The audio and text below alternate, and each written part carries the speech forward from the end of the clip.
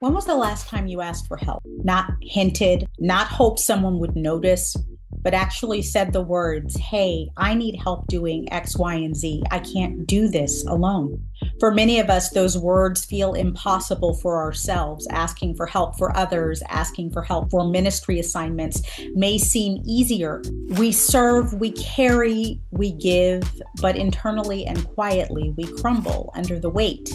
And when it is too heavy, we don't lighten the load. We just try to harden ourselves under it. But needing help was never weakness. It was part of God's original design. This is day 21 of my new 30-day devotional for His glory, disclosing and destroying the spiritual roots of codependency. And today we're learning that strength isn't found in independence. It's found in interdependence. In fact, Paul tells us in 2 Corinthians 12:9 that God told him, my strength is made perfect in your weakness. Interdependence is allowing others to help us carry what God never intended for us to bear alone. Part of our case study comes from Exodus 18, where Jethro, Moses' father-in-law, said to him, this thing that you're doing is not good. You will wear yourself out, both you and these people who are with you, because this thing governing these millions, this mixed multitude, is too much. You cannot perform it by yourself. The foundational principle for day 21 is this: needing help is not a sign of weakness. God designed community so that help could flow both ways.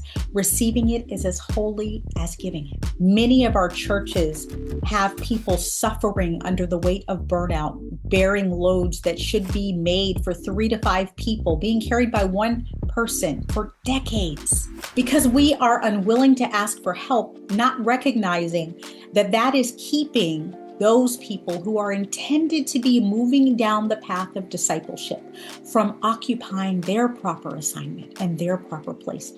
And you are never able to move on. If you are not growing, you are dying. Discipleship, Paul did it. He took Silas, he took John Mark, even though he didn't enjoy that. He took Timothy.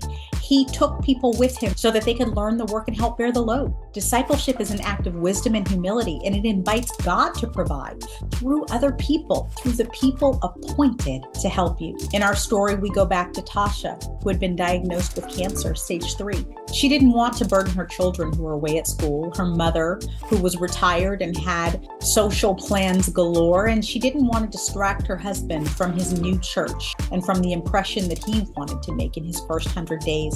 So she said nothing, hoping that her family would just see what she needed. But as the weeks went on, she became angrier, more resentful. And inside, she was screaming, why does no one see that I need help? One day in therapy, as she was venting her frustrations, her therapist said, Tasha, did you ask for help? She was furious. Why should she have to ask the people who claimed to love her to help her? But slowly the truth sank in. They didn't know. She had shut them out. By refusing to ask, she wasn't protecting them. She was blocking God's provision. When we refuse to ask for help, we don't just deny ourselves peace and rest. We deny others the opportunity to fulfill their assignment in our lives.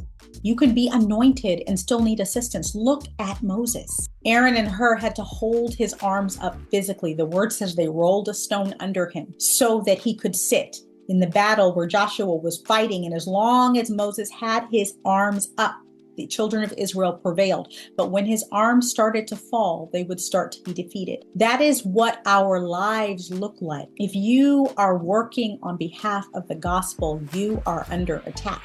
And sometimes you need someone to hold up your arms. Asking for help does not diminish your strength. It directs it. It says, God, I trust you enough to receive from the hands that you sent. Where do you need to ask for help today? And who has God already positioned in your life to help carry the load? I want to encourage you to stop waiting for others to read your mind, to ask, to delegate, and to let in the people who are already there waiting to be the support that you need. If you've been carrying everything alone, this is your invitation to stop striving.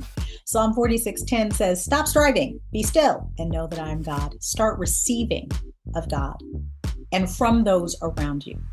Grab your copy of my book on my website, and we are going to break the cycle of self-reliance and replace it with interdependence and full reliance on God. Join me tomorrow for day 22, celebrating small wins.